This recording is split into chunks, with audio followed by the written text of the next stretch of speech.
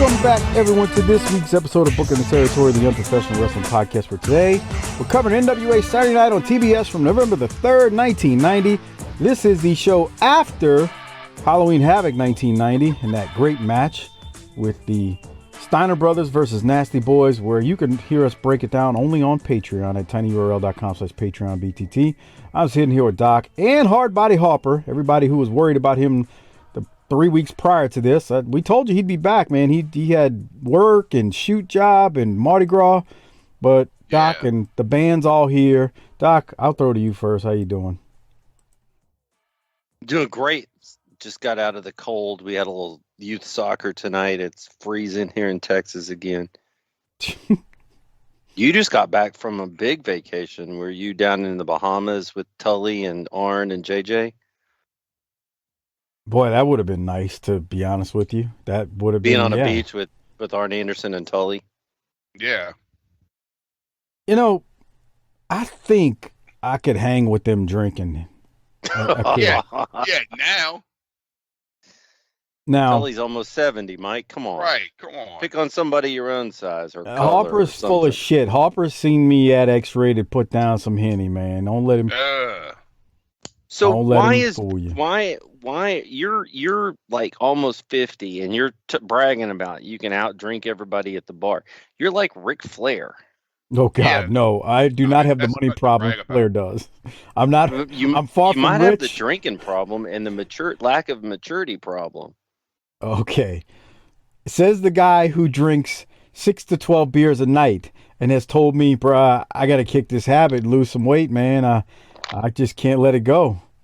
So go ahead, Tinkerbell. I've got a wonderful glass of water here with ice in it, so I don't know what you're talking about.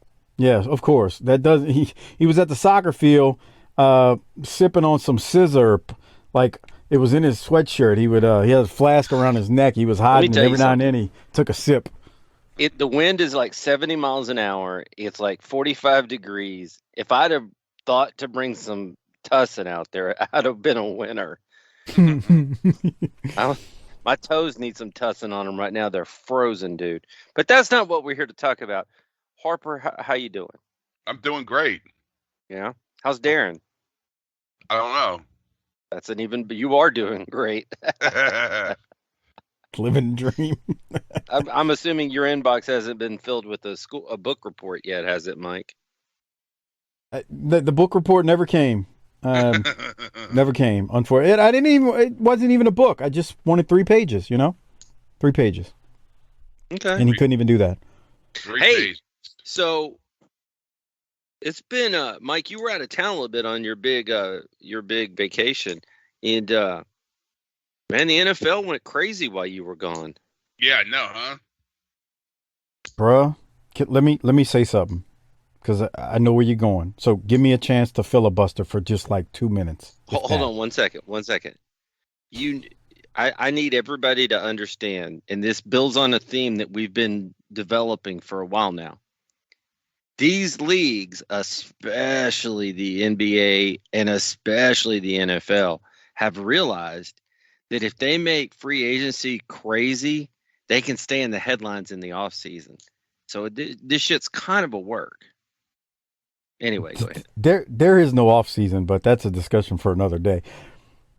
All I know is where I was at, I had spotty reception and things were going crazy. And let me just say, for the record, I wish we'd have been here. We'd have been recording when this was all unfolding. I didn't want that fool that got signed in Cleveland. I think they paid him way too much. Guaranteed contract. If you don't know how that works in the NFL, that's not a good thing, especially with somebody with 22 alleged, sexual misconducts or whatever it is. Okay, hold on. Let me finish. I didn't want to pay him that much. I did not want to give up 2 to 3 first round picks along with other picks for him. I get that the person that they ended up signing and re-upping with Jameis, he's not as good of a quarterback, but I'd rather roll with him than give up all of that plus $250 million. And I just can't do it. From strictly a football decision standpoint, I'm so glad that dude went to Cleveland that it's not funny. And I know there's Saints fans out there who are like, bruh, you crazy. Bruh, you crazy. Dude, I don't want that guaranteed contract sitting on my books. And all the draft picks. Here's why. Harper, What? how long would Deshaun Watson last in New Orleans before he gets arrested? Yeah. Or his dick fell out. How long? Really. Not too long. Right. And then you still got guaranteed money. Right. And then a bad price. He is one torn ACL from being to it being a big waste.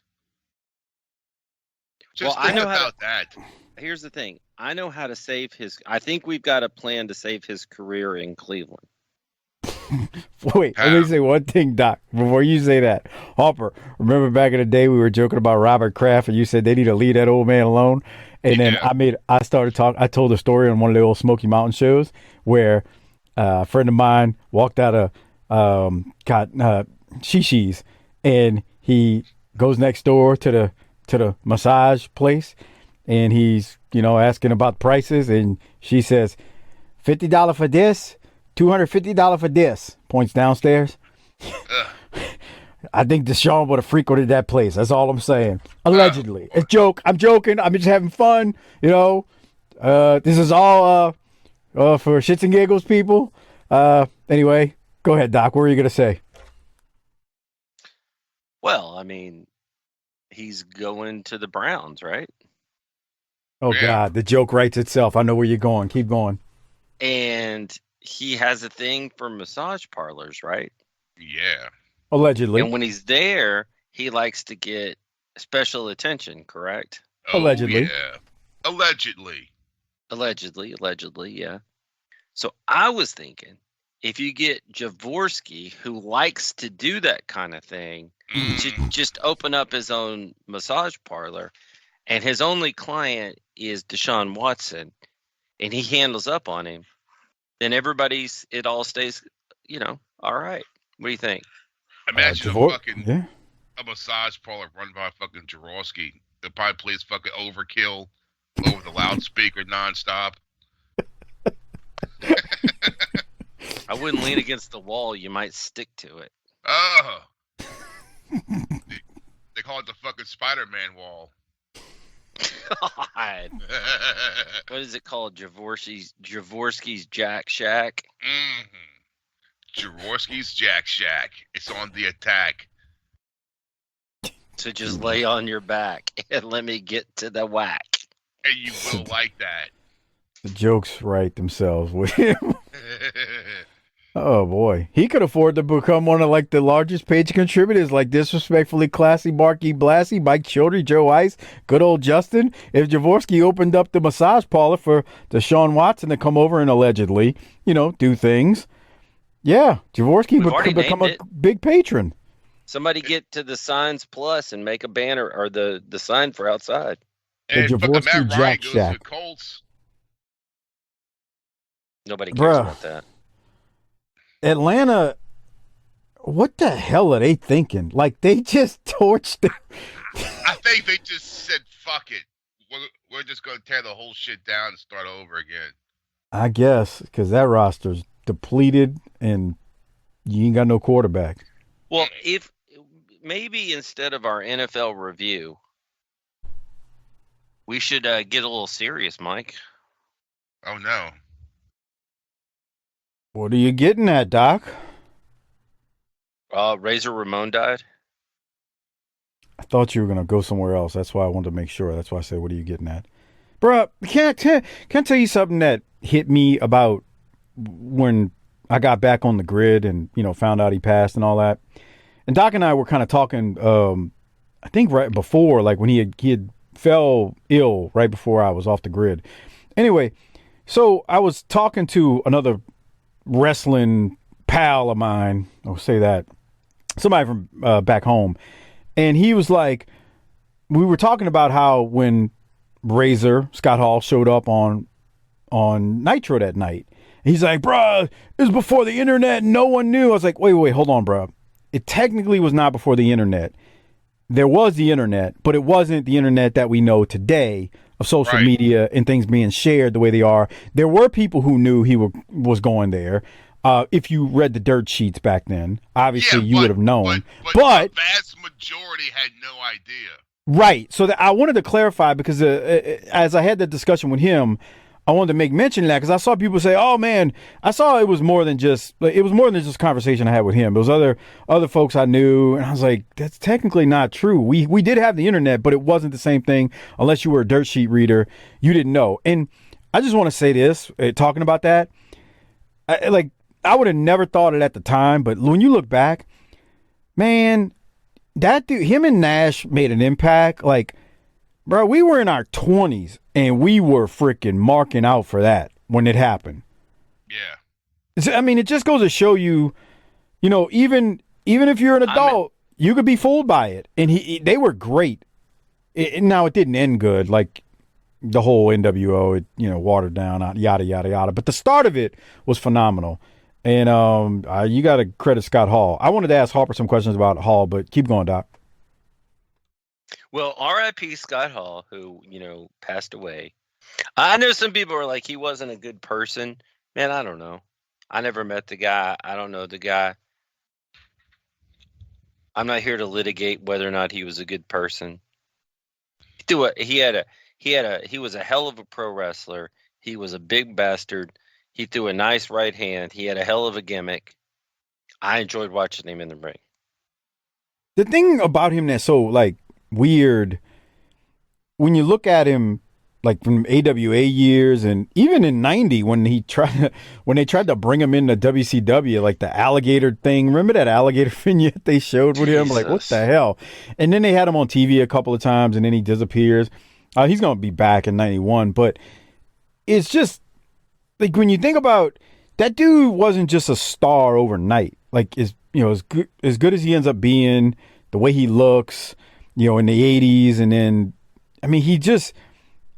it wasn't like he was given everything the minute he walked into wrestling. And he started kind of late too, from what I remember. That's what I respect about how he got started and then makes a name for himself. Look, I know people. I wasn't a fan of the whole clique and all that BS and the curtain call. That stuff can get the flying, out of here. But I got to give credit for it, man. When NWO Scott Hall coming in with Nash, it was something. I remember to this day, watching that, holy crap, what the hell did we just see? This dude just came out of the stands. Doc, do you remember who was in the match? Mike Enos. Yeah. Well, you didn't let me guess. I'm sorry. I kind of did a Jaworski and blew my load rather quickly there. How do you know he blows his load quickly? Because all he does is talk about it online whenever you... the guy's got issues, and I make fun of him, and he thinks it's funny, but, it's a shoot. He's weird. Okay. Anyway, Harper, you got to meet Hall at Wildcat. How was Scott Hall, with Wildcat? I like Scott Hall. He was a cool cat, man. And he didn't mind talking about fucking anything. Because you could talk to him about the NWO, and because he had to hear that shit nonstop. And of course. He didn't get tired of talking about it. I have a story. Do you? I do. I actually got a message from a old friend of mine and a listener. Would you like for me to read it? I want to know his name or her name or its name. Yeah. His name is Chris. Oh, wow. He listens to this show after all these years? Chris Zoncha. No.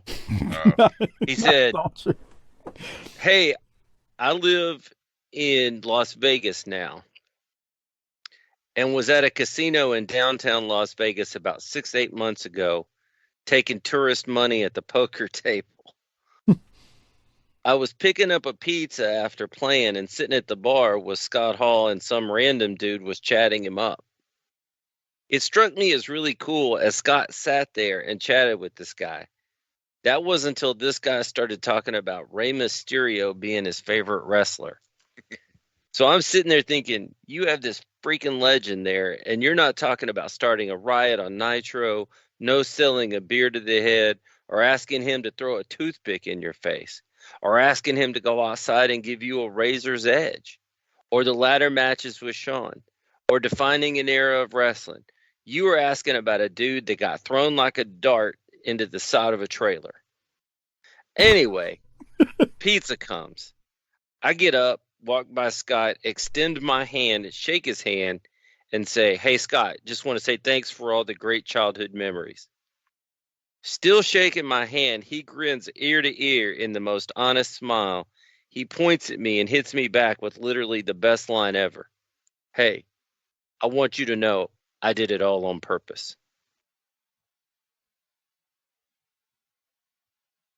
Boy, the Rey Mysterio hatred there is something. But I hear you. Dude told him. I did it all on purpose. I did it all on purpose, baby. Hey, Harper, do you remember you were telling me a story that one time when you were talking to him? Let's just say, and this is not to be messy or anything, you know, but you said he said something about Bret Hart. Do you remember what you told me that Scott Hall said about Bret Hart? How he just said what everyone else heard him say. He fucking takes it too serious. Yeah, I think the exact comment was, "Don't be a fucking mark for yourself like Bret Hart," or something. Right. Like that. Right. Yeah, that is it. Well, but I mean, like, I kind of wish people took it serious nowadays because that's kind of a problem, bro. You know? Yeah, you think so? He was in the greatest ladder match ever. I watched that match last week and I was like, I forgot how good this was.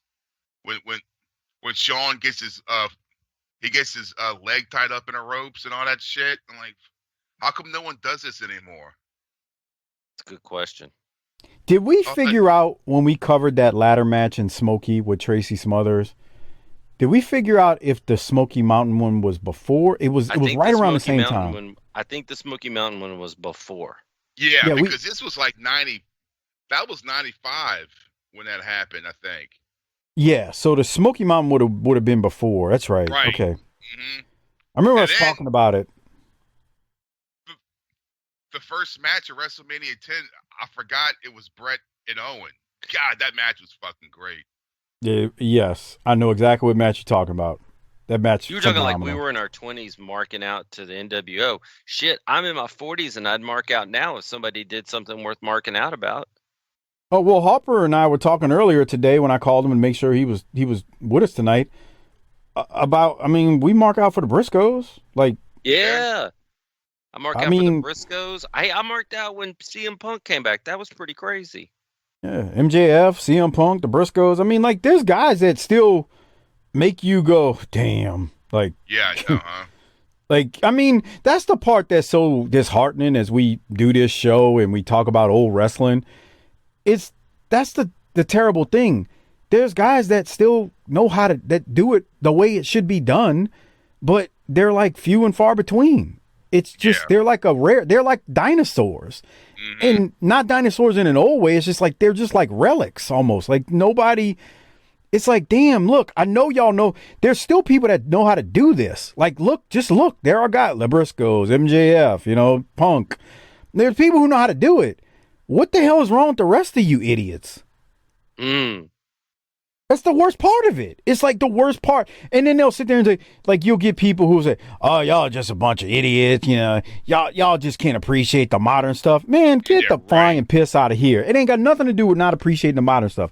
I respect the athletic abilities of today's wrestlers more than I ever articulate on this show. But I don't want to see 50 million freaking dives every goddamn match because it means nothing. I need a promo with guys talking smack, talking crap to each other, damn near cursing each other out, and then I need them to get in there and just kick and punch and have a blood feud. And I'm happy. It ain't that hard. Why can't we curse? Well, you can. I mean, I give AEW that. That stuff don't offend me. AEW, when they curse, I'm like, and I haven't seen it all. They curse just to curse, though. That's the problem. Fucking A, dude. That's true, too. They don't curse because it fits. They do it because they can get away with it. Let's get away with it. Yeah. Great point. And that's what I liked about Jay Briscoe's promo when he against EC3 that about a year ago when he was like, EC3 was like, control your narrative, boy. You want me to shake your hand? Man, beat me and then I'll shake your hand. Until then, I'm going to whoop your ass. And it just like he fits it in the right way. But you're right, man. They curse a lot. I mean, whatever. I'm going to get off the soapbox. I don't give a shit about cursing. I give a shit about talking shit and whooping ass because there's something to settle. That's it. Yeah. You're damn right. The first time I saw a Canadian Destroyer, I came out of my chair. But I don't want to watch a 20-minute video of people hitting people with the Canadian Destroyer. And then they kick out. Yeah, and then they kick out. 60 times.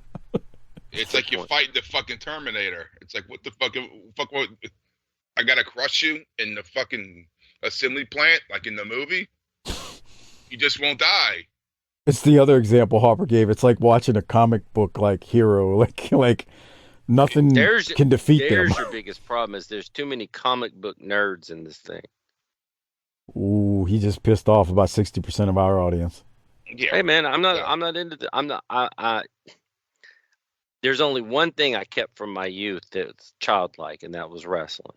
Oh. It's two different things. Comic books and wrestling are two different things. I know there are people who like try to make them seem like the same. They ain't the same. No. Like one is a real fantasy, and the other one is just actually human beings that are doing a performance, and it's actually not a work. It's a work. It's not a shoot, but we want them to make it look like a shoot. Wrestling's fake, but they can make it look real. Comic book, you're just reading a comic book. It's like a cartoon. Like right, exactly. It's two different things. Right? Here's the other thing. Two different things. With all these comic books and the superheroes, that's the reason we can't have adult movies anymore. All they make is fucking superhero movies. That is true. That you go to. You want to make money? Superheroes the way to go. They overdoing it too, man. It's too I know. They're squeezing that cash cow is what they're doing. Till the udders fall off, just like all of us are doing. And then Marvel's gotten to the point where, like, I see these fucking movies, I ain't know who the fuck these people are. Well, and Harper's the comic guy of the three of us. Yeah, like the heroes. Like, I'm like, bro, what the fuck? Who are these motherfuckers? Who are these motherfuckers? There you go. And who are these motherfuckers? He's the comic person. Right. If he don't know, ain't nobody gonna know. Well, see, the problem is they've gone through pretty much every major comic superhero or faction. The only ones left is the fucking Submariner, which I don't know why they haven't had something to do with him. What about Fing Fang Foom? Can we get him in there? Who? Oh, he's a super villain, like a... the Iron Man villain? The dragon. Yeah. He was in the third one, wasn't he? And then in the Fantastic Four. But the thing is, it's like they've already gone through fucking everybody. And there's no one left, and they're like, okay, fuck it. So what you're saying is... So what you're saying is they need the territory system back so they can send them off to Portland a little bit so that we miss them. We miss them, and then they can do a run-in in about 6 months. Right, send them to fucking Florida for 6 months and have a feud with fucking Luger, then fucking come back. Okay. Call Don Owen. Get Fing Fang Foom booked up there for the next 6 months. Wolverine, what are you doing here? I thought I sent you to Amarillo. Shit. I can't remember what movie it was that was coming out. This was over a year ago. It was actually before the pandemic, now that I think about it. And I asked Harper, and Harper's like, I don't know, bro. I was like, you're not excited to see it? And he was like, bro, it's all so watered down now. Like, boy, that sounds like wrestling. Let me tell you something else. I realized that we're on the other side of this whole 2-year trip with the germs. But when you stop and think about the nastiest places you go, the movie theater's up there on that list. I don't know. I want to go back to that. What, movie theaters? Yes. Oh. That's the dirtiest place? That I go to. It's not the dirtiest place Jaworski goes to. Oh. I mean, I don't know. Harper has to use a Walmart bathroom every day, Yeah, so shit in Walmart. I shit in Winn-Dixie. I shit in Rouse's. Hmm. I'm marking my territory. I had a buddy that worked at a Home Depot. He said he thought it was a bucket list item for to get it on in the men's bathroom. Oh, at Home Depot? Yeah. They it, had he. Jesus Christ, he's had not that telling the here whole story there. they had Go that ahead. here at a Lakeside Mall. They would go on to the like the second or third floor of like Macy's, go in the bathroom in there, and it got to the point where the fucking sheriff's office set up a sting and had to catch these assholes. This is why we can't have nice things. Fucking in the boys' room. Oh My my buddy God. Nick, Six, and Doc get caught. Sure be the death of us all. Something like that. Oh, Yeah. Right? man. Sure. Mike is so lost right now, he doesn't know what to do next. I remember smoking in the boys' room. I remember fucking at Home Depot, but they probably come out smelling like sawdust.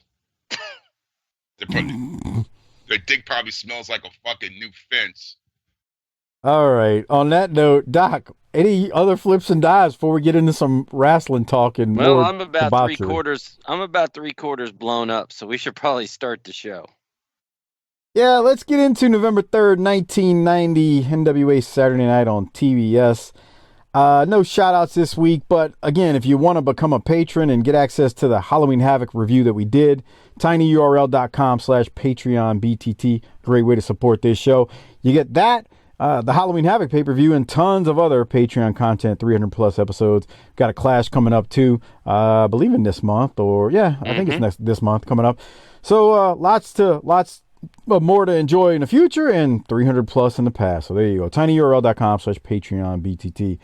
Become a patron and support the show. Keep it ad-free. Hey, look, I was listening to another podcast today, not a wrestling one, and I was like, Jesus Christ, an hour show, and it had to have 15, 20 minutes of ads in it. I'm like, Oh, God. I just was like, fast forward. And I know people go, I just hit fast forward. It's no big deal. Look, good for you.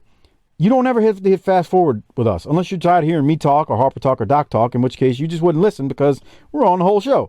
Anyway, become a patron. Keep it ad-free. tinyurl.com/PatreonBTT. All right. Yeah. Lots of ads. Lots of ads. Ridiculous amount of ads. This week's show, we are, I believe, at the Georgia Mountain Center again. And we're, Jesus, why don't you this just was- fucking move in there? well, this was taped or recorded on October 22nd, which is Okay. actually before the pay-per-view. I was Go ahead. Doc, We did we lost. lose you? We lost him. No, he's still on. He's showing on. I don't know what happened. I think I got abducted by Ethan. aliens. Ethernet cord came out. We know because go ahead. Jesus Christ. Yeah, I got something Oh, to now say check about out, this. we He's gotta- got kids We with got him. to Run. Yeah. Run. Okay, it's the Juice Patrol. What were you about to say, Doc, before we go to the Juice Patrol? I had a question about when this was taped, so I'm glad that you cleared that up. Now, which one of those three women on the left is the juicer going to try to juice? What's on that woman's shirt? Is that like Bill Dundee or something? That old broad? Yeah. It's a picture of somebody. It's like, It looks like Joe Pesci playing Bill Dundee in the Bill Dundee story. I don't know who it is, but this. There's let me a tell you kid in something. this crew. There's a kid in the crew there with a Guns N' Roses shirt on. Watch. there I it sure is. did. I saw it. Oh, boy. So the You know what juice I is coming out noticed? the. What Hold else? on. What's that? Like 4 years later after this, Paul Heyman's going to be programming his wrestling to that kid in the Guns N' Roses shirt. That's a fair point. Yeah. So the Juice Patrol is out there with the juicer who's about to take on God. Mark White. This and kid. I like King look at- Diamond. And the Rock and Roll Express. Did he I just don't kiss think that a kid on the 4-year-old forehead? knows who King Diamond is. He just kissed that kid on the forehead. Maybe Merciful Fate, but not King Diamond. Bruh, let me tell you what pissed me off about this. I'm tired of the juicer, obviously, but it's the juicer versus Mark White. Bob Cottle, bless his heart here, he's doing pin me, pay me.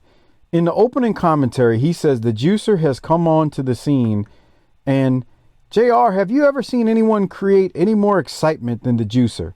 JR does his damn best to no-sell it and says, he's one of a kind, no doubt about it, and moves on as quick can be. That wasn't as bad as Caudle saying he kept calling the kids the little juicers. The little juicers. Jesus Christ. They got the little juice box. The Capri I wasn't as down on this as you were at first, but it's growing real old real fast. Oh God, Thank Roddy Piper for it. Thanks for Hot Rod. About this makes sense. It's just dumb. Why is he And dusty? I mean, that's baby powder in his hair. But why? I don't know. That's what's stupid about it. It's so dumb. It just like irritates the guy me. That shows up at the Halloween party, like just dressed. Oh, I'm some random rock and roll star. At 420. Mm-hmm. I'm going to it. Go ahead, Doc. What you about to say? He does his version of hulking up. Maybe. Let's see. Okay, it's right before that. I'm gonna go back to it. I see what you're talking about. Right there. Oh boy. Wonder if it's He's juicing hulking up. The juice juicing is loose. Remember that commercial? It's juicing up. He takes out a needle and sticks it in his thigh. This is so stupid. You think fucking Juicy fucking would have got on board? They have him do the fucking commercials. Shit, they knew better than to get involved. Yeah, they knew better than to involve themselves with this stupidity. This is dumb, bro. Like, you talk about stuff like this is what kills me nowadays. You know, you say, "Oh man, I wouldn't want people to know I watch wrestling," because they turn to, you know, whether it was Marco Stunt or some other dumb stuff on one of these television shows. And I'm not picking on AEW. WWE, you name it, they all do dumb stuff nowadays. This is just as bad. Like, if you had a friend back in the day and they're flipping through and say, "Right, you still watch that wrestling?" Man, I was watching and flipping through. I saw TBS. They had some stupid guy with the juicer. He had baby powder coming out of his hair.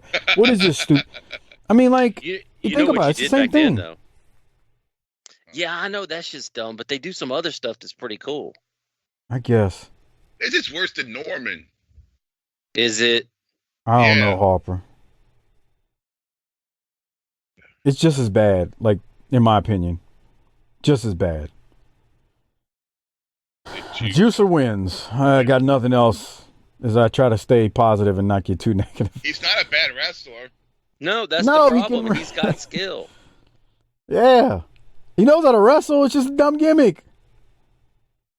Do something else. I don't care what. Just something. Ugh. Special report for Halloween Havoc is played next, where Gordon solely goes over a bunch of highlights from the pay-per-view.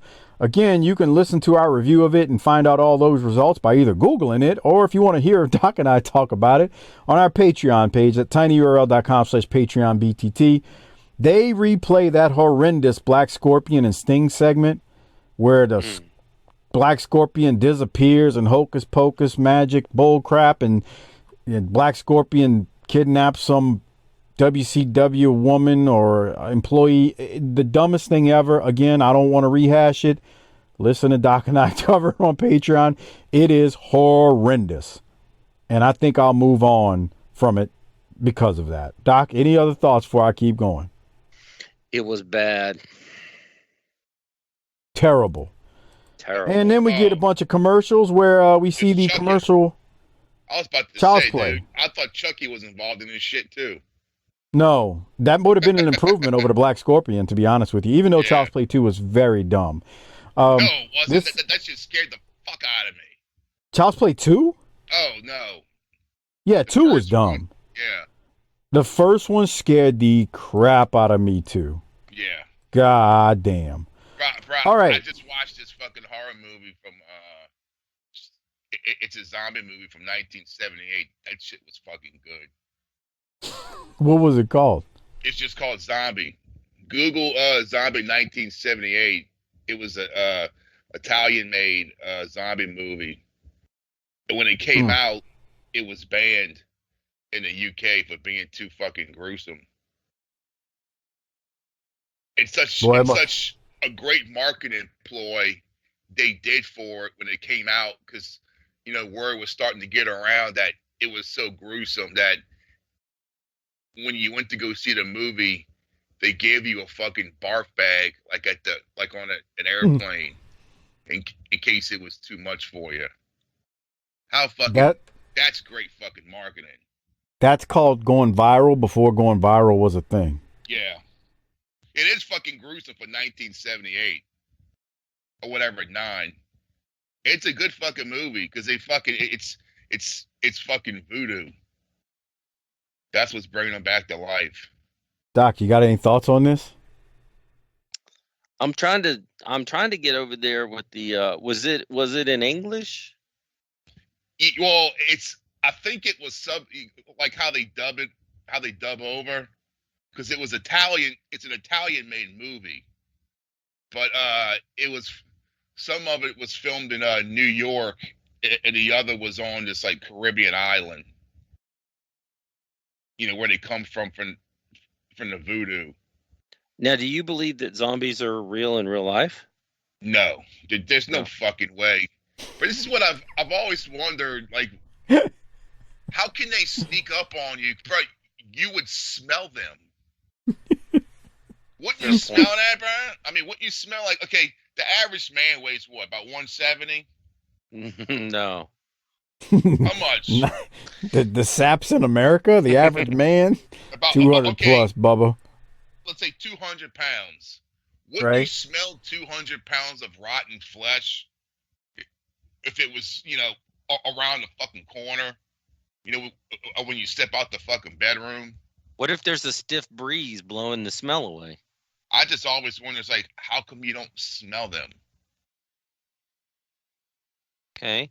What about ghosts, Harper? How do you feel about ghosts?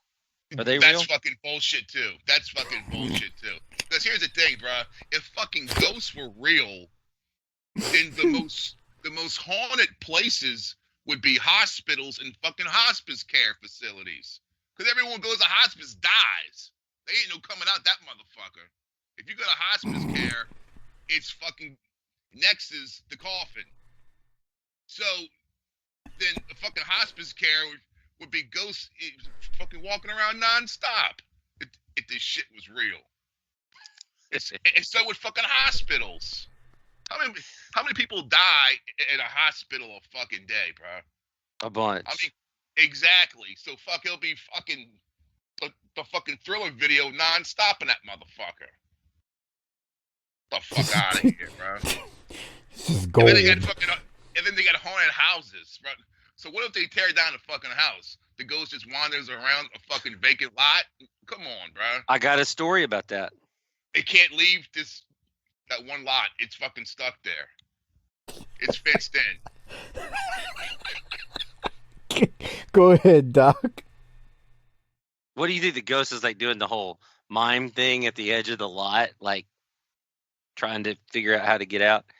So when Mrs. Duck and I were first married, we lived in an old house, like 100-year-old house, 2 stories, and we were hanging out in that house.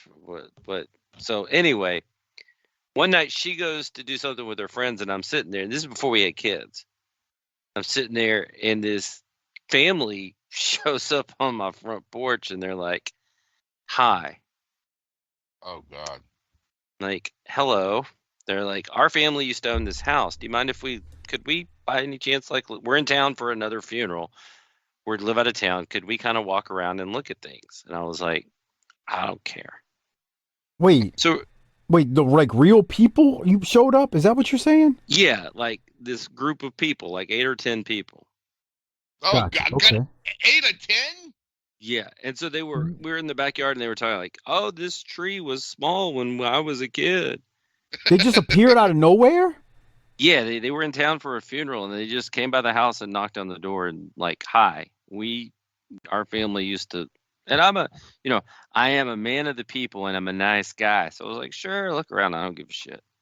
I didn't let him in the house. I let him walk around like the backyard and all that. Jesus Christ. So anyway, people. That's I'm almost a fucking baseball team. Yeah. So we're hanging out, and I go, hey, y'all, who died here? And they all stopped and looked at me, and they're like, what are you talking about? How do you know? Oh, no. Well, my wife kept waking up in the middle of the night and seeing a ghost in our bedroom. And one time I was down the hall and I thought I saw something, like a shadow. I was like, damn, that was something. I don't know. So I just asked them, who died here? And they go, what do you mean? I go, who died here? And they go, well, that, huh? No, go ahead. Keep going. And he goes, one of the guys goes, that was our grandfather. I go, what happened? They're like, he had a heart attack in the house. I was like, okay, you haven't been inside, so you don't know which bedroom we have up there. Which one is it? And it was that bedroom.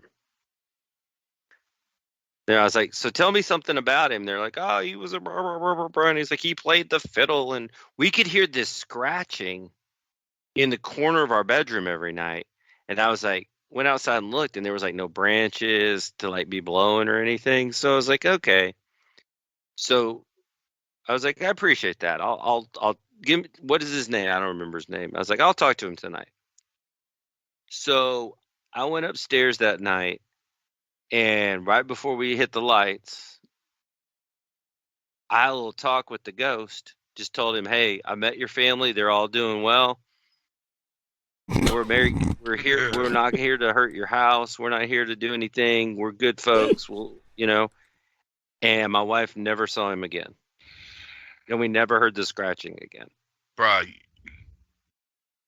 And we lived close to a university. And to tie it back together with your original question, they tore down the house. So I'm not real sure what happened to our friendly ghost. He's just wandering the fucking lot looking for his slippers. There you go. Dude, they got a house that Tiffany's dad owns a landscaping business. And there's one business that he would cut the grass at, right? They had the guy that owns the house, his fucking granddaughter lived there. And she goes out on the fucking carport, takes a goddamn knife, and slits her fucking throat, bruh. Kills herself by slitting her. You told me the story. Go ahead. And he's like, brother, the house is for sale. Y'all can get it cheap. I was like, what? I'm not buying some house that some broad slit her goddamn throat in the fucking carport. You just said you didn't. You said ghosts were bullshit earlier. So what are you worried about? Still, bro. I'd rather be safe than sorry. No, you got to turn that frown upside down, man. That's a good deal.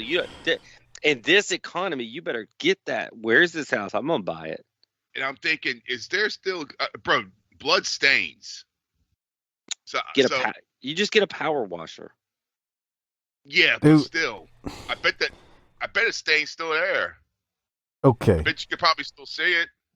Real quick, invite Jaworski over. He'll jerk off on it, and then it'll be pink instead of red. Oh God!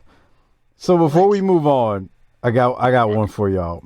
I stayed at this hotel in Massachusetts once for work.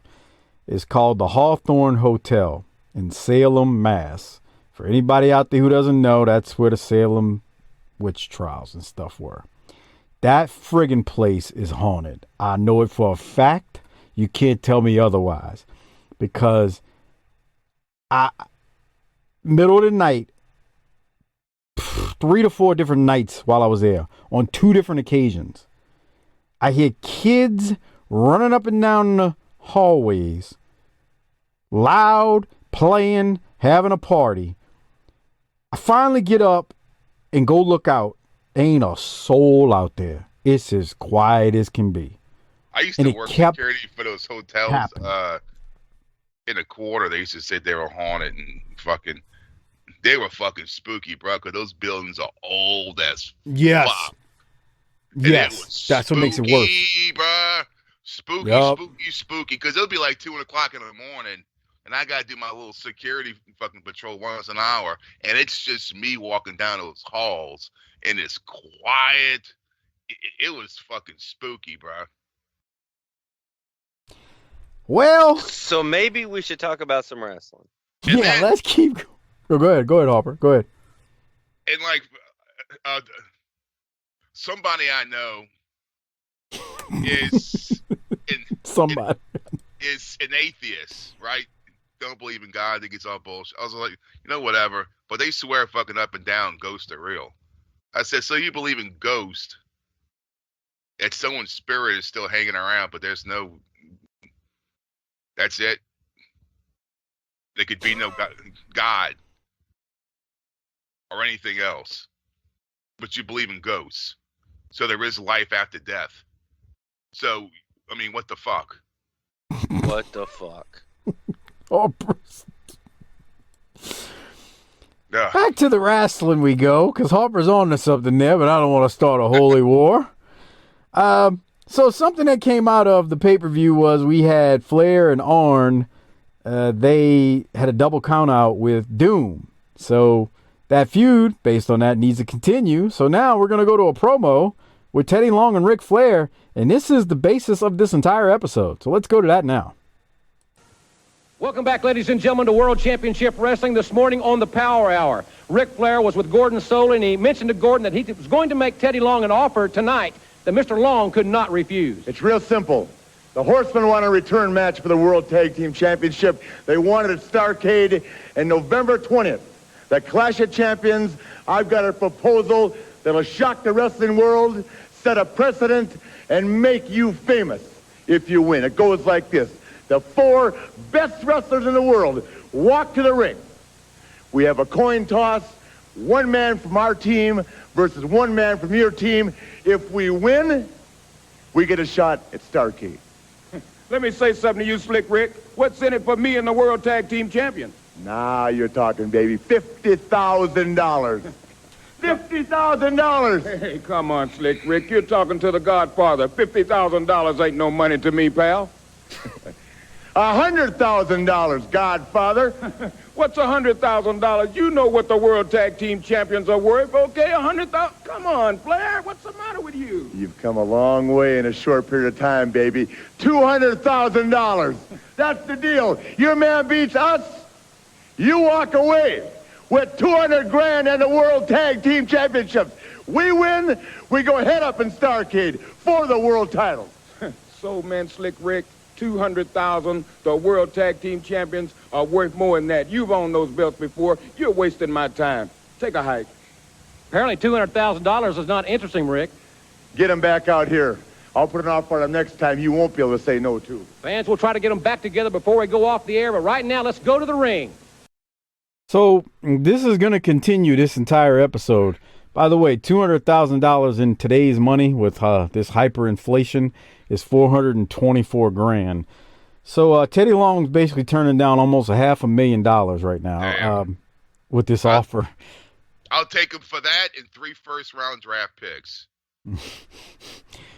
So and a crusty massage table. Mm-hmm. Any thoughts, Doc, on Teddy Long turning down Flair right here?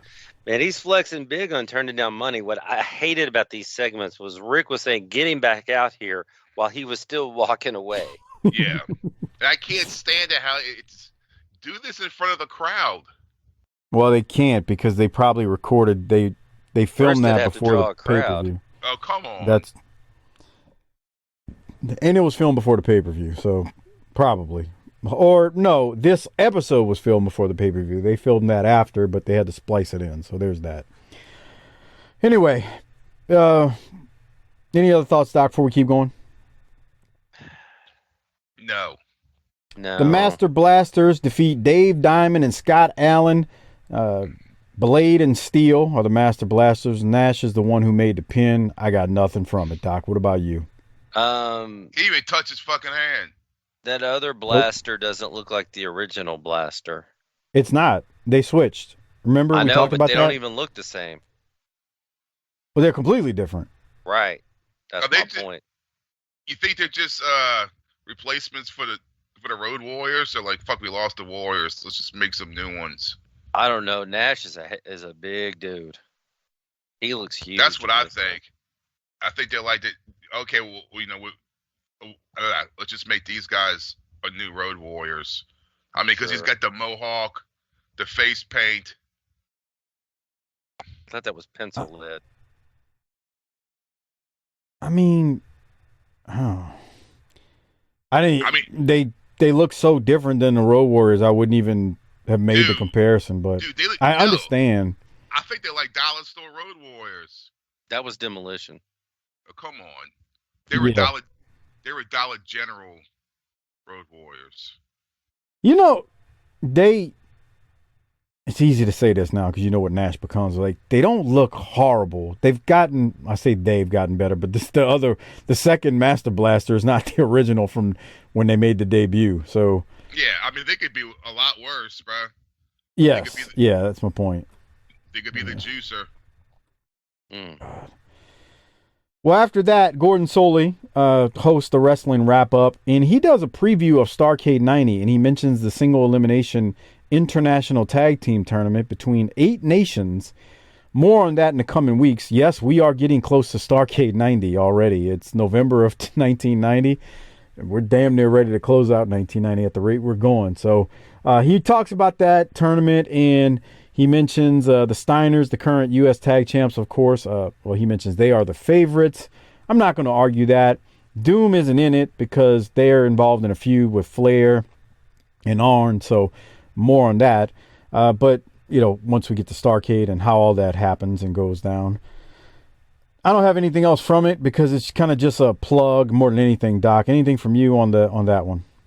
So it was so badass to do a tag tournament in 89 that we're going to do another one in 90 at Starrcade. You know what? I know I'm going to take some heat for saying this.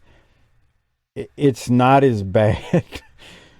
I bet Doom said, we ain't doing this shit. We lost too many times last year. The worst thing from what I remember, and it's been years since I've watched it, is there is a quote-unquote Russian team that is horrendous. That if you don't watch anything else from Starrcade 90, you gotta watch how bad. I'm gonna watch the whole thing, asshole. I'm not talking to you or Harper. Maybe I'm talking to Harper. But I'm talking just in general. What year was this? 90, Starrcade 90. What we're coming up to. Yeah, it's I think it's the Russian team that I'm thinking of. Just terrible. Speaking of terrible, Junkyard Dog is wrestling somebody named Rocky Gibbs. These are 2 fat dudes who can't do nothing, and the match lasted under a minute. Hold on, right here. Look at these 2 on the ground here. No, keep playing. You want me to go back? My note on this was, these 2 look like 2 fat old people fucking. So Dog headbutts Gibbs, and I guess Dog was like, bro, we going home, because I don't think it was supposed to be the finish because Gibbs is trying to kick out. Yeah. But watch what Doc's talking about. They go to the ground after Dog headbutts him, and Dog's trying to hook the leg, and Doc is right. They're like 2 fat people. I dipped it in flour. Can't you find it? Come on.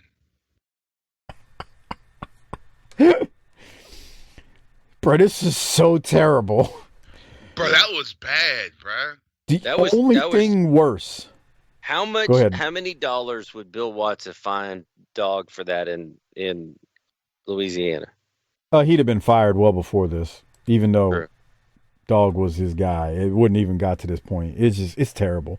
Like the only thing worse than putting JYD out there with somebody, just anybody, is putting him out there with another fat guy who can't move. I mean, it's just we just watched the whole thing. It was horrendous. So we'll move along. Bob Caudle throws it to Paul Lee at Naughty's Emporium, where Paul Lee is looking for the Motor City Madman. Here it is. Harper. Thank you very much, Jim Ross. Fans, you know, we're Yeah, Harper, hold on to your mullet. Here it goes. all aware that at least a couple of times recently, Paulie dangerously has been embarrassed on national television by Lex Luger. Well, Lex Luger, Stan Hansen is also after Lex Luger, and how that's going to work into that triangle, we're not exactly sure. But Paulie dangerously is the type of person that looks for someone else to fight his battles. That search led him to Naughty's Emporium, where he was looking for a man known only as the Motor City Madman. Let's take a look at this. Hey, is this Naughty's Emporium? It's nice to see you can read the sign. Hey, I'm looking for a guy to solve a problem for me. I heard I can find him here. You know who I'm talking about? I get it. This is just like New York. Hey, that's cool. I understand that, sweetheart. Maybe this will refresh your memory a little bit. You know what I'm saying? Look, I'm not looking for a name, baby. I just want a time and a place. Come on, I got a problem I need solved. Look, college boy, the guy you're looking for is in the back. In the back? Yes. Well, how do I know which guy he is? You can't miss this guy. Great. Smoking tattoos. Oh, this has to be the guy. Mr. Motor City Madman, sir.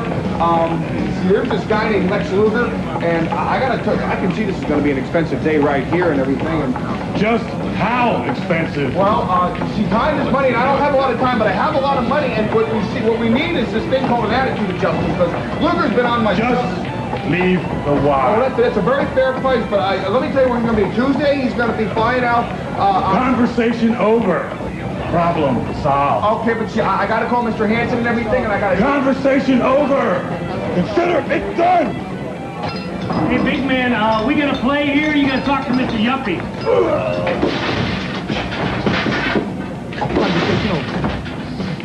Consider it done. Yes, sir. Well, Lex Luger's certainly got to be on his guard now. 6'6", at least 340, 350 pounds, a mean one, the Motor City Madman. And just how Stan Hansen is going to figure in this, nobody is certain, but you know that he very definitely will. Speaking of big Stan Hansen, he's in the ring. Let's go to the ring now. Doc, I've asked this a lot. I've asked this a lot lately when I'm talking to you and Harper on this show. What the hell did we just watch? And why was that the worst case of? What was that? Why was that? Why was that the worst case of acting of all time? He looks like Jim Belushi. He does. He looks like Jim Belushi trying to act like Michael Keaton in Night Shift. Look at him. Why did he have the ponytail there but had the ponytail out in the background? That's true, huh? No continuity. Pop when she called him college boy. Hey, college boy. Nice receding hairline. Usually when I watch acting this bad, somebody's getting naked. Yeah. Porn acting is better than what we just watched. And Doc's got a good point. Why is his ponytail in a rubber band when he's talking to the bartender, the waitress, and when he goes in the back, his hair is completely different. And I don't care, but man, that's dumb. Oh my God. And you can tell right now this big bastard can't wrestle. As he stripes the solids. Bruh. Come on. Yeah, this bad. It's bad. And we're supposed to believe this is Luger's new new feud. Partner. I mean, a dance part. It's come on, boy. Jim Herd is just torching this place, torching it. I bet I could see him in his office after gimmick after gimmick after gimmick sucks. And he's just throwing stuff in his office because he can't figure out why his great ideas aren't producing money. What's that sign say? Buffet? But I think it says buffet $3.95. $3.95. $3.45 or 95? Either 45 or 95. Go ahead, Harper. What you about to say? I mean, what bar has a buffet? A strip club. Well, yeah. And some of them call it a buffet, but they got to serve food depending on the local statutes. Yeah. By the way, that's $8.38 in today's money for all you can eat buffet, as Harper says. A buffet. A buffet. That's what it is. Better than a buffet. Buffet. How do you say it, Doc? Buffet or buffet? I say buffet. Yeah. See, It's that's a Louisiana thing. If you ask me, a South Louisiana buffet. It's French for shitty fucking food that's been sitting there since yesterday. Well, welcome to the territory, the Motor City Madman. Wasn't that fucking Alex Cooper's name, Doc? Oh, or Ted Nugent or something? Ted Nugent. Okay. Was whose name? Motor City Motor Madman. City Madman? Yeah. Oh, okay. News to me. I can see how it would be. Yeah, okay. Here we go. All right, so going from that. Hey, he just retired. He did. Stan Hansen takes on Jeff Stone. Stan actually beats that guy's ass and nails him with the lariat, but ends up getting DQ'd, whatever. It is what it is. He is the U.S. champion because he beat Luger at the pay-per-view. We then go to the second part of Teddy Long and Ric Flair, who Flair's going to make another offer. Let's hear what he's going to do now. World Championship Wrestling. If you were with us earlier, you heard the proposition that Ric Flair made to Teddy Long. Ric Flair wants a one-on-one match, either with he or Arn Anderson against one of the members of Doom, to be determined by a coin toss at the Clash of Champions. Now, Rick offered Teddy Long $200,000. If the Horsemen won that match at the Clash of Champions, then they would get a rematch for the World Tag Team Championship at Starrcade. He turned down the $200,000 offer. $250,000. $250,000. You don't get it, Slick Rick. $250,000? You know the World Tag Team titles are worth more money than that. That's nothing. $250,000 is a lot of money. Not to me. Look me in the eye one time. This is the deal. $500,000. Don't step on my toes, pal. I'm Ric Flair. $500,000. That's worth more than the neighborhood you grew up in. 500 grand's the deal. $500,000. No. $500,000? No. Who do you think you're talking to? No.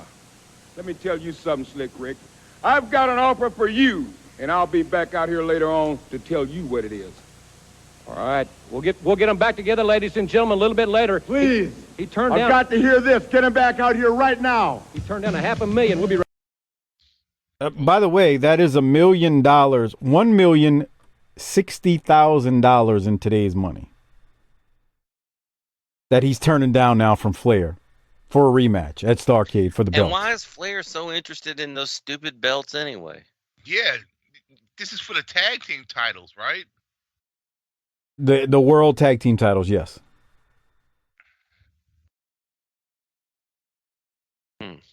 Whatever. I can't answer that question. I'm with Harper. Whatever.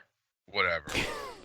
Harper's winning though, because he isn't watching this horse shit, and I am. Yeah, no, huh? Now I'm going to watch it twice. Brian Pillman takes on Ring Lord 1. Cottle and JR go on and on about Teddy turning down Flair, and they announce that Jim Cornette will be putting up $10,000 when Bobby Eaton and Stan Lane face Tracy Smothers and Steve Armstrong the following night on the main event. Ironically, I can't find that match to tell you if the Midnight and Steve and Tracy faced off against each other. As I mentioned on the Halloween Havoc pay-per-view, when we talked about the Midnight's match during the pay-per-view, they actually are around for a few weeks after the pay-per-view. Lane is involved in a gauntlet match on, I think, NWA Power mid-November. And then they work a non-televised show November 18th in Harrisonburg, Virginia. But that's the last match that I see from them in the results that I have. So, long story short, they talk about this thing with Cornette and $10,000 for Eaton and Stan to face Tracy and Steve. But I don't think that match ever actually happened unless it's not in the results that I have, which the results are pretty damn extensive. On that note, Brian Pillman hits a crossbody on Ring Lord 1 for the win, and I got nothing else from it. Doc, do you have anything? So he was with Zink. He was alone. Then he was with Zink. Then he was alone again. Then he's back with Zink. And now he's alone again. Yeah. I want you to go back to last year. I'd love to, because it was better than this. Well, wait. No, I was going to ask a question to both of y'all. I want you to tell me anyone else during this era of WCW that was hotter than Six Sons when they came in, and they cooled off as much as possible, but still you look at it and go, this guy's still damn good, even as much as they've jerked him around. Yeah, have they screwed over anyone else worse than him, and yet he's overcome it? No wonder he went loose cannon on everybody. Like, it's just a testament to how good Pillman was, because they're not giving him opportunities. He's just kind of going through the motions with this bullcrap booking that they're doing with him. And like you said, then they've put the goddamn TV title on Zink. Well, not yet. What am I saying? Come on, spoilers, pal. Come on, Dick. And Chris Zoncha is thinking about that as I say that, telling me not to bash Zink. Yeah. This guy looks like Anyway. a Johnny. What's his name? Johnny B. Bad kind of. The hair and the Ring Lord? mustache. I don't see that. No. Yeah, I don't see that either. He looks like the dude from Princess Bride. Oh yeah, that's true. I think, yeah. He looks like a homeless man's version of Jimmy Garvin to me. Well, that too. His gear is very Rock and Roll Express inspired. Well, he's Bruh. a ring lord. Oh, You want to see the worst? This is nothing new to our listeners, but we haven't talked about it ever on this show. Lance and I were just reviewing the rock and roll RPMs in world class. You want to talk about dollar store rock and roll express type gimmick? It's not even funny. It's just like, what the piss? It's so bad. So bad. Those dudes were good. That's the sad part. They should have just put them in another gimmick. They look so bad as quote unquote rock and rollers. Doc, any other thoughts on this match before I keep the show moving? Well, if you say the words rock and rollers, you don't know anything about rock and roll. So there's that. No, I don't have anything else, though. Well, I'm not saying that. That's what they say in commentary. This took way too long for Pillman to get the win. Gotta run the clock out. From Pillman, they go to Bob Caudle and Jim Ross. They throw to a clip of the Nasty Boys and Scott Steiner from Halloween Havoc 90. They don't show the entire match, but they show the promos after when Scott was attacked by Sags during the promo. Look, if you got the cock, the peacock, you need to go watch that match. I'm going to tell you to become a patron and hear Doc and I just I don't Watch know, it. Doc, how would you describe it? Just, I mean, it feels like we were just like jizzing on it. It was so good, What? but What does that even mean? like we were marking out for it. Okay, that makes more sense than coming on it.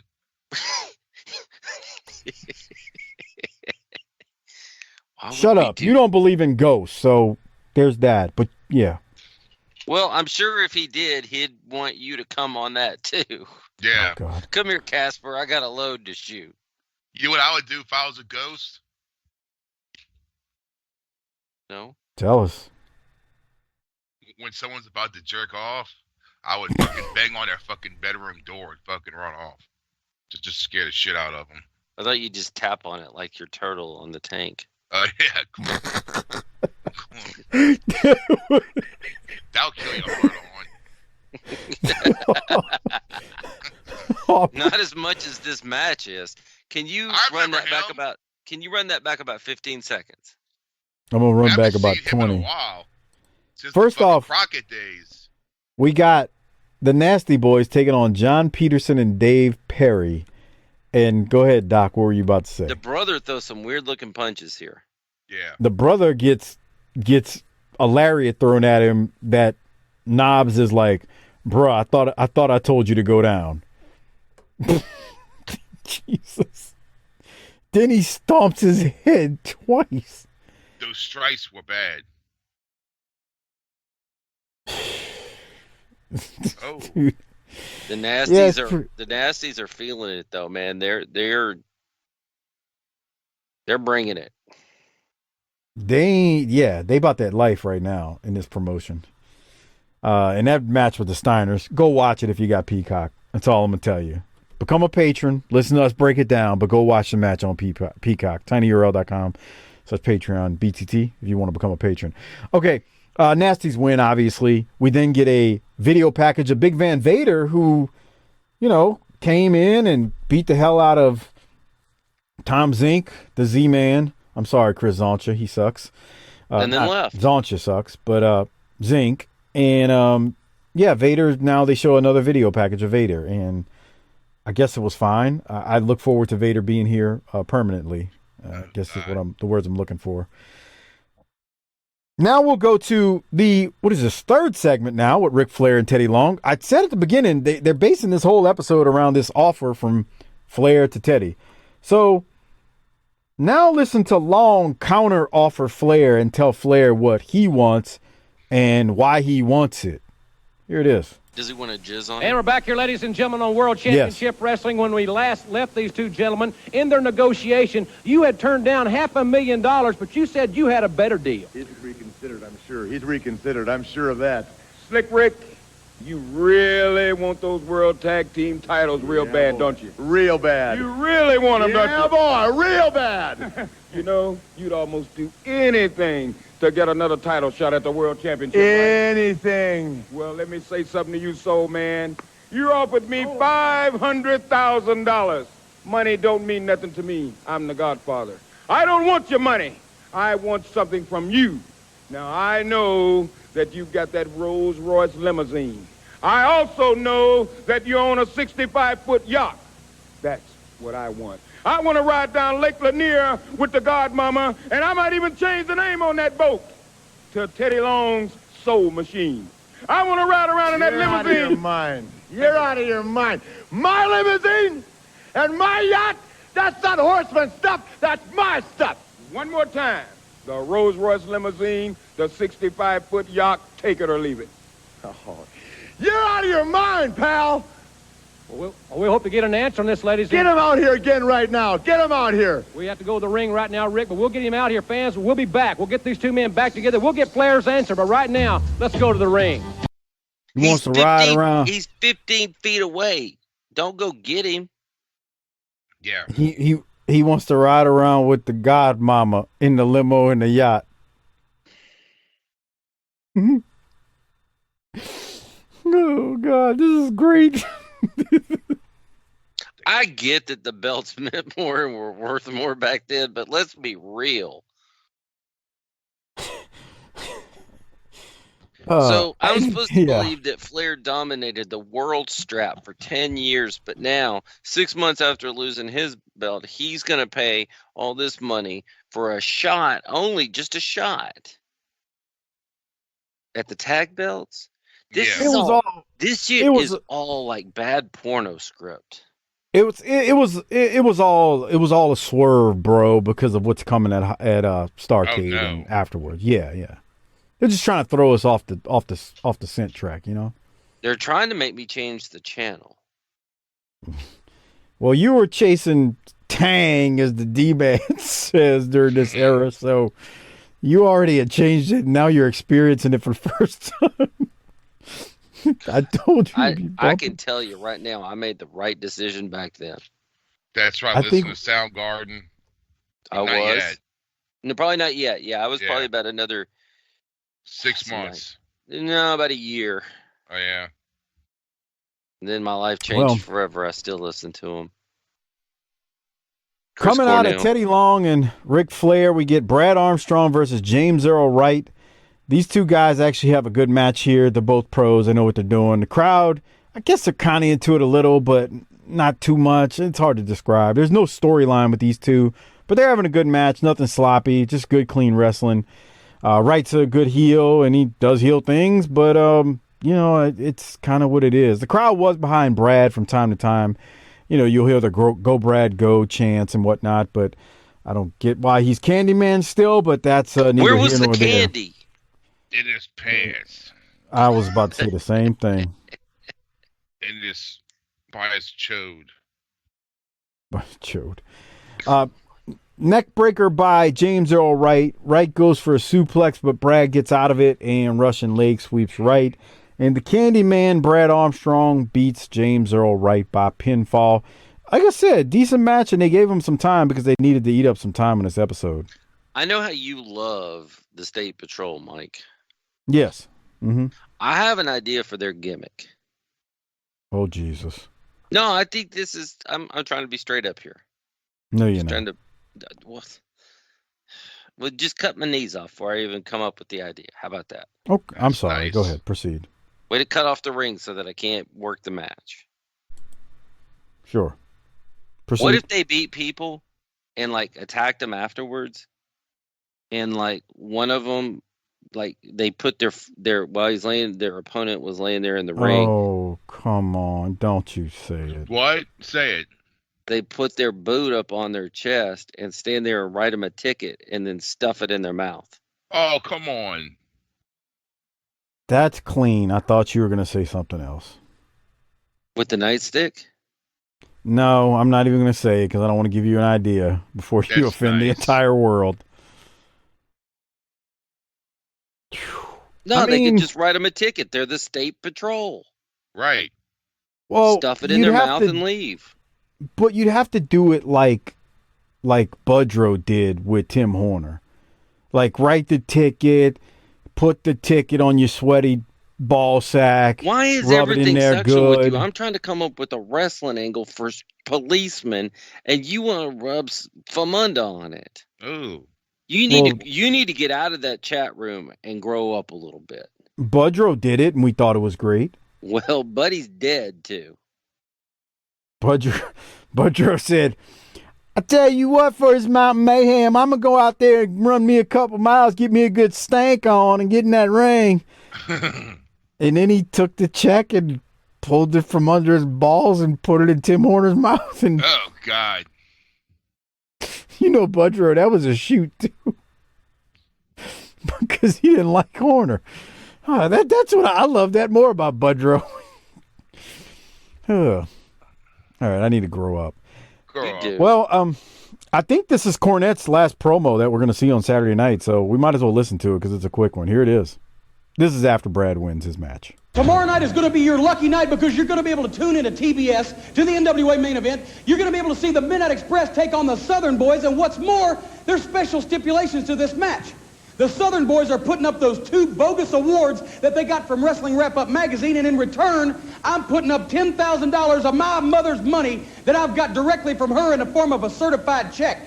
Because you see, she's a little upset about the way this whole thing has turned out. Now, just to refresh you morons' mind a little bit, rev your pea brains up and think back to just exactly what's occurred. When I first heard the Southern Boys were going to get an award from Wrestling Wrap-Up magazine, that little dwarf Dennis Brent, I knew it had to be bogus. Because nobody would give those 2 rednecks any kind of award except maybe the Barney Fife Badge of Courage. But then, lo and behold, on TBS, on World Championship Wrestling, he comes out and he gives them an award, and he says the thing that propelled them to stardom was a win over the Midnight Express.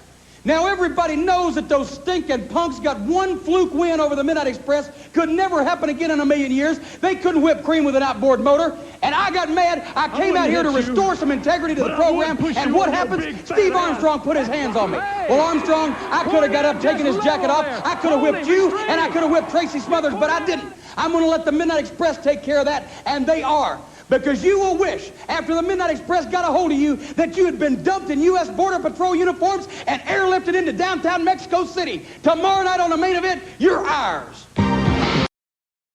I think that's his last promo. And I don't, like I said, I cannot find the results from if they actually did wrestle on the main event. Richard Land, if you're listening out there, let me know. I'm curious because I don't have that episode of main event, so I can't look it up. The results, I don't see it, but that doesn't mean it didn't happen. So, yeah, Corny cuts one last, I'm not going to say great. It was a decent promo and not bad. Doc, any thoughts? His mother's money. It's All still the way his to the mother's end. money. Yeah. All the way to the end is still his mother's money. And from here, we'll see him again in Smokey not long after. Let's just start doing that again. We've actually been asked to do that. I'm sure we have. We've been asked You know to what do else? what? So Redo Smoky Mountain. We've someone done it. sent me I know, but we've been asked to redo it a million times. Why? Jesus. Someone asked me, who the hell? One of the guys in the Facebook group sent me a screenshot via email this week. Something about Harper.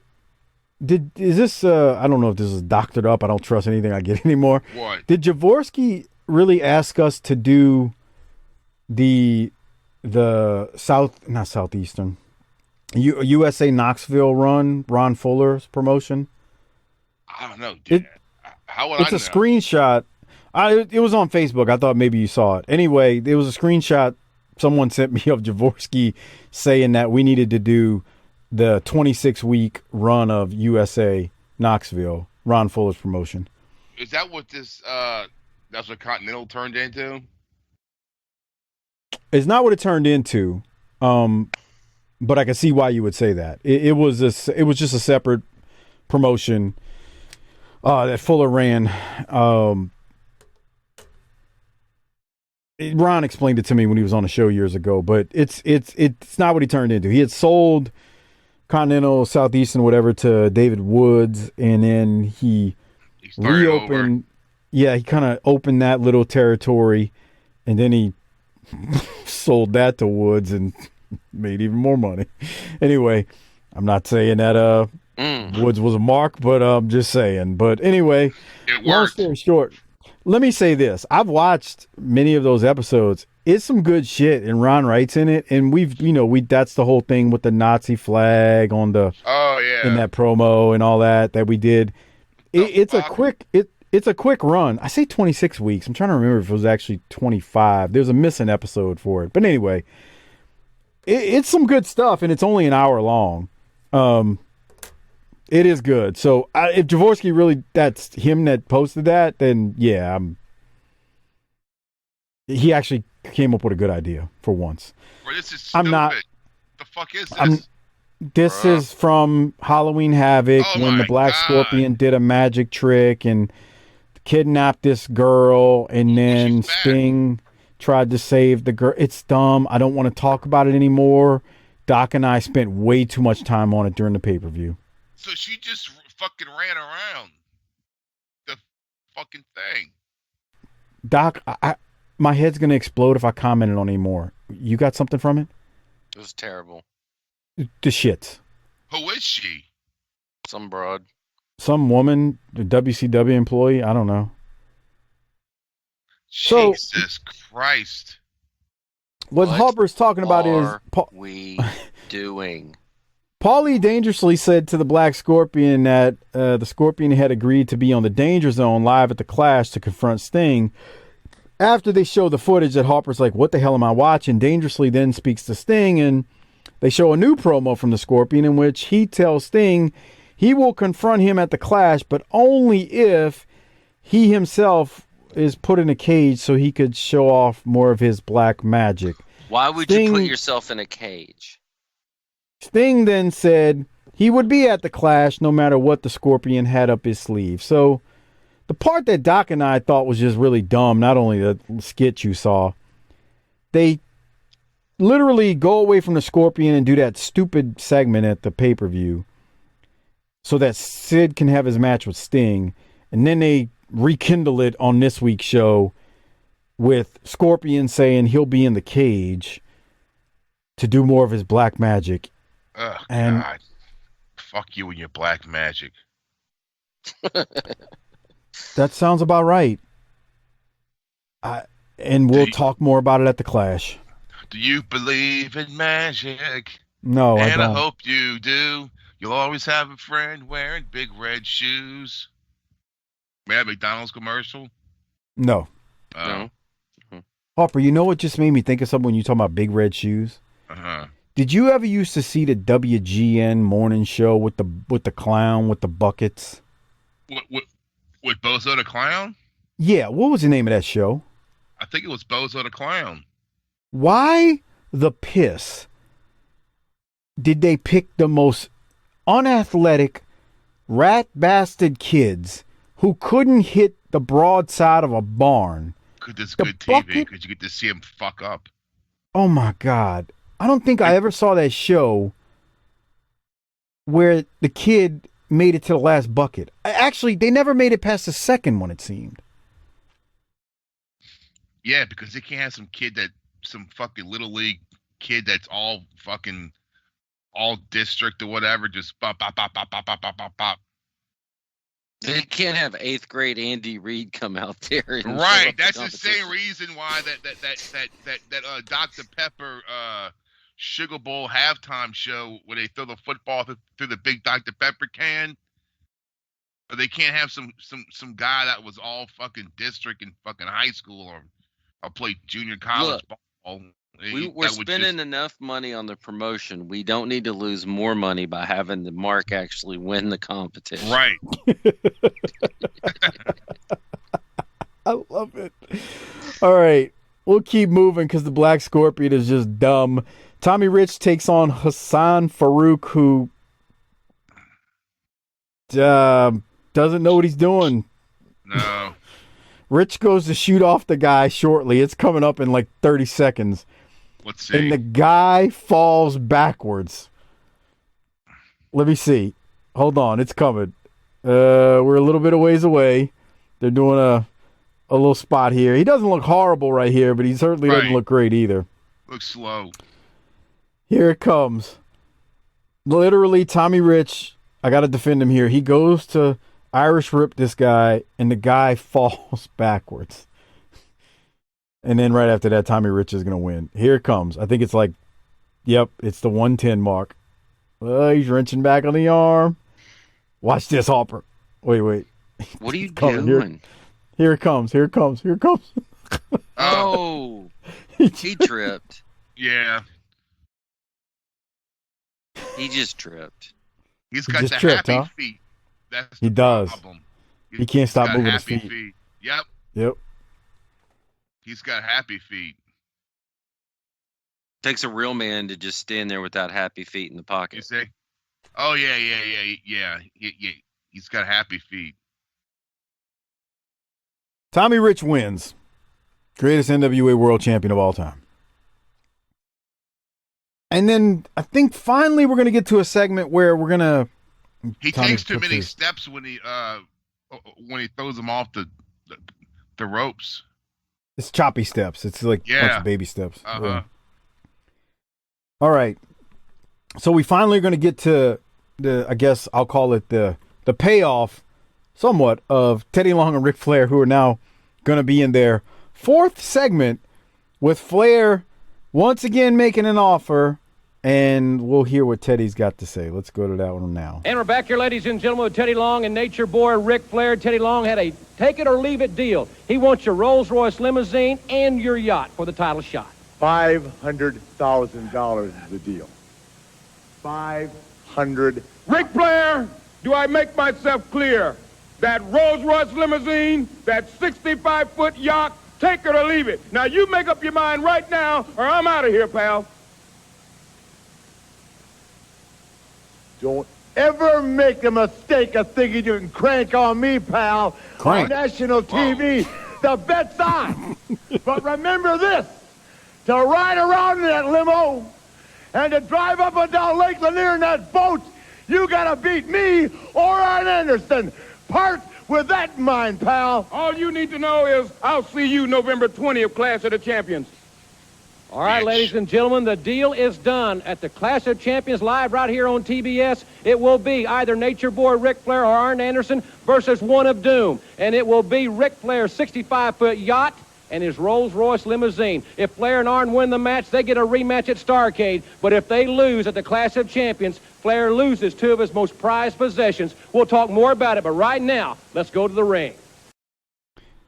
Okay, Doc, your thoughts. This is dumb. It's dumb, bro.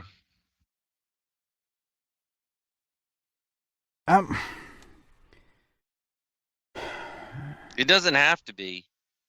No, I don't understand. It's like they're just adding stuff to add it just to get, I don't know. It's just time waster. I get it. This is that old thing where, so you've got these clashes scheduled well in advance. You've got these pay-per-views scheduled well in advance. And to me, you're shoehorning in something to quote-unquote make the Clash special. Like, I don't know how else to, that's how I feel. What about you, Harper? That's stupid. I'm not saying it's not. I'm just saying kind of what it is. Well, they should park the fucking limousine by the ring. They should fucking pull up in it. Well, just wait till see what happens with this. That's all I'll say. We'll keep going. Moondog Rex. Moondog Rex versus Smoky Mountain's Tommy Angel. Moondog Rex hits the fallaway slam, a.k.a. a Samoan drop, and Moondog is going to win by pin. Doc, thoughts?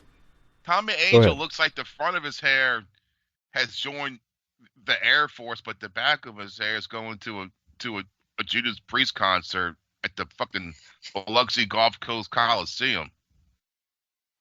Wow. I wasn't expecting that out of this match, but here we are. Look, he's got a flat top. Like he's in the military. He's your turbo lover. Of course I don't. Of course I don't know what that is. It's a Priest song. Who's Priest? Priest. Judas Priest. Who is that? Am I supposed to know who that is? Chris Zoncher? Oh. Then they came back with Painkiller, and that was good. Bruh, Painkiller is like my favorite fucking album. It's a good one. It's good shit, pal. You might as well be speaking Mandarin to me right now. I saw them at the House of Blues. How long ago? Oh, God. 20s, late 90s. Was it good? Yeah, it was fucking good. Let me tell you something. That is a hell of a place to watch a concert. Yeah, because you're right up on top of it. Oh, my God. I saw fucking Megadeth there twice. I saw fucking King Diamond there, Doc. Oh, no. I'm more interested in the Megadeth than I am. And I'm not like Fritz out there who overrates their later work, but early Megadeth was great. Yeah. Peace Cells. Dude, Holy Wars. The House of Blues in So what? Yeah. The House of Blues in New Orleans is a fantastic What place concerts for a have you concert. seen there, Mike? You know what? I'm not even going to entertain you. Come on. You seen Bones, Thugs and Harmony there? I'm not entertaining y'all, man. I'm not entertaining y'all. I'm not entertaining y'all. I'm not entertaining y'all. Biz Marquee? I'm not even going to entertain y'all. It's all teeth and gums, huh? Well, you're a funny little fella. I mean, they've had everybody there. Yeah, I saw, who else? I saw Buck Cherry. I saw fucking Kid Rock there. Ugh. He opened up for somebody. And this is when no one knew who the fuck he was. This was way before he was a big star. He was like just some fucking dude. Buck Cherry's not my favorite, but they had that song, I Love the Cocaine. Yeah. I think Doc, I've seen it. I think I've seen fucking Overkill. I saw Slayer there. I never saw Isn't Slayer. there one in Dallas, Doc? Yeah. Bro, y'all get all the good concerts, man. I mean, y'all get fucking Maiden and Priest and everything. We're in a, first of all, the airport's a major hub. and we are the fourth largest urban metro area in the United States, and we have a whole bunch of east, north, south, west stuff, interstates. Mm-hmm. Bubba. Oh, that's Boston. I was just Googling, and what Bone Thugs, it says House of Blues Boston, May 27th of this year. Never mind. Shouldn't they play on the first of the month? Oh, come on. Technically, I guess. Is Dizzy Bone still in the band? I don't know. Let me tell you, though. Why are you getting so upset? Why? I know more about your shit than you know about mine. Yeah. No, you don't. No, you don't. Anyway, point being, that place is a hell of a place for a concert. Oh, my God. Especially if you want to buy a $14 beer. Mm. Well, you know, I don't drink beer. I just smuggle in my Henny, so there's that. Jesus Christ. I was supposed to see Motorhead there, Doc. But then he died. Oh, my God. And fucking Motorhead didn't fucking show up. I forgot. They said that the drummer had strep throat, but I think they were just fucking. Did you say strip asshole. throat? Yeah, what do you call it? Strip throat?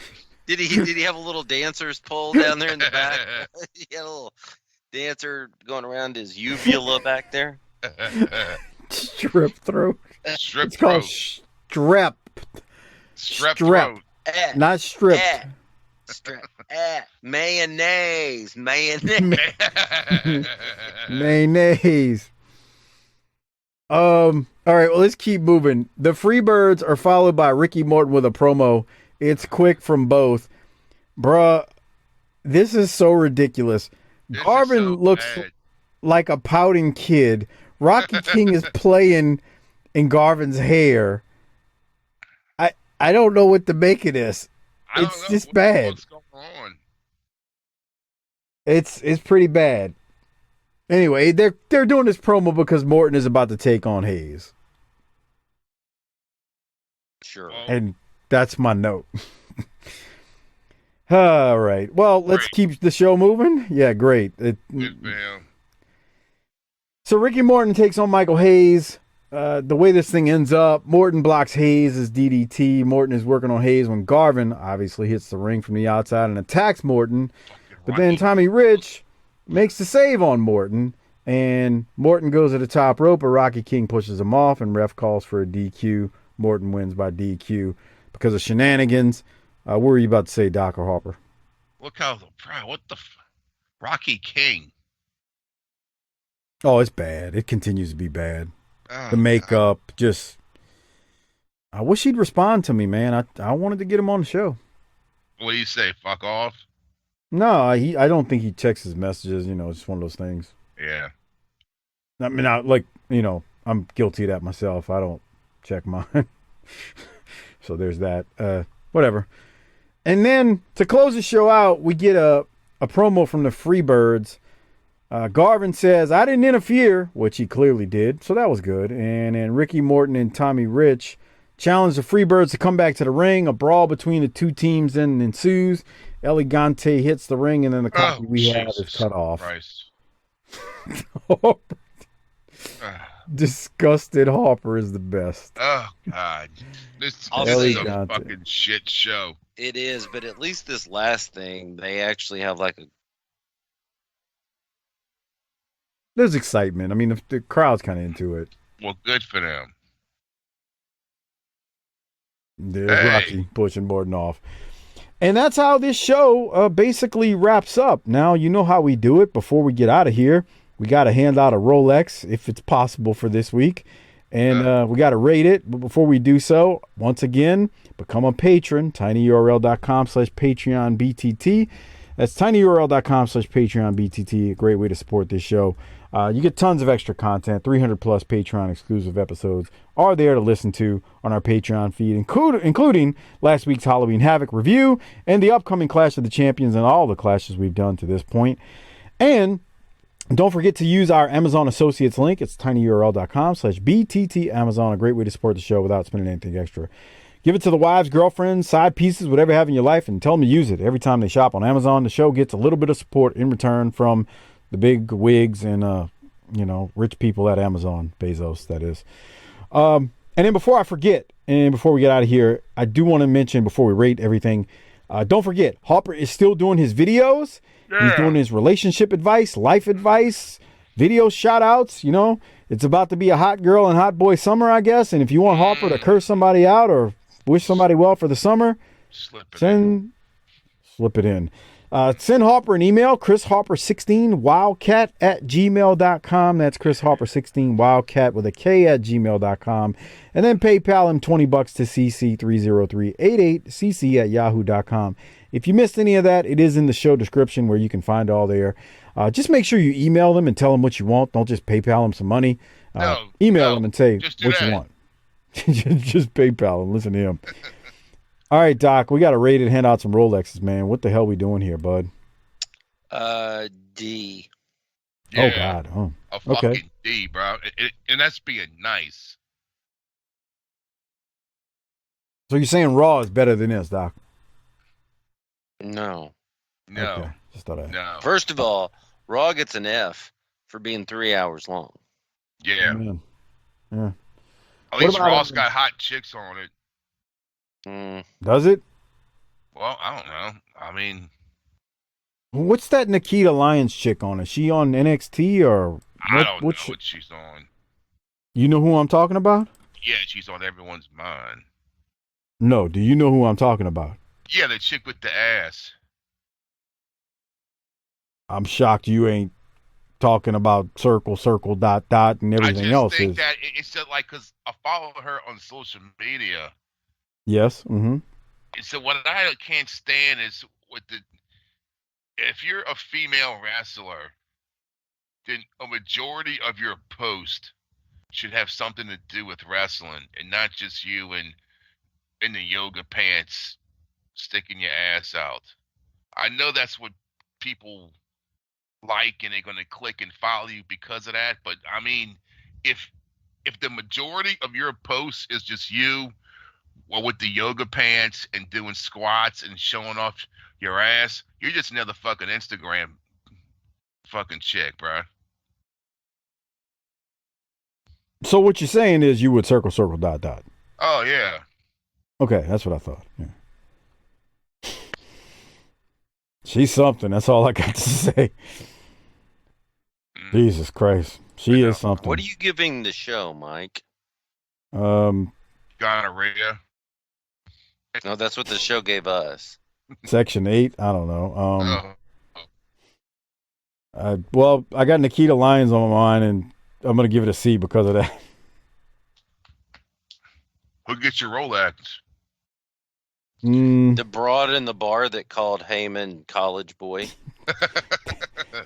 I'm giving the reverse Rolex to Heyman for that unbelievably terrible acting.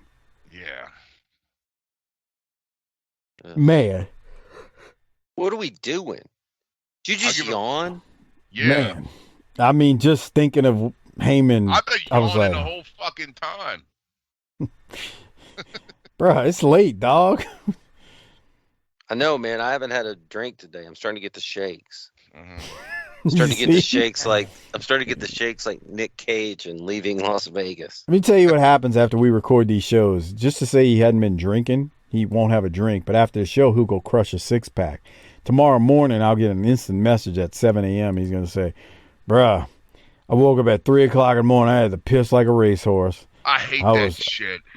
Dude, because me then too. It's like, it's 3 in the morning and I'm going to get like 2 hours of sleep. Fuck, man.